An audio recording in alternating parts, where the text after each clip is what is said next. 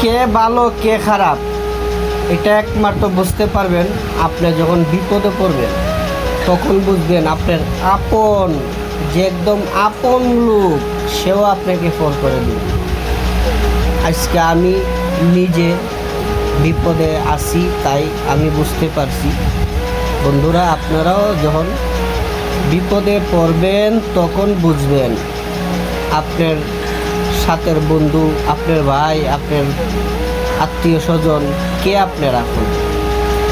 ভালো আছেন সবাই আপনার আপন, কিন্তু বিপদে পড়লে বোঝা যায় কে আপন আর কে পর। আমার কথাগুলো হয়তো আপনাদের খারাপ লাগতে পারে, কিন্তু একদিন আমার এই কথা আপনারা স্মরণ করবেন। ধন্যবাদ। ভুল হলে মাফ করে দেবেন, আর আমার জন্য যদি পারেন একটু এক বিন্দু হলেও দোয়া করবেন। ধন্যবাদ সবাইকে। আসসালামু আলাইকুম।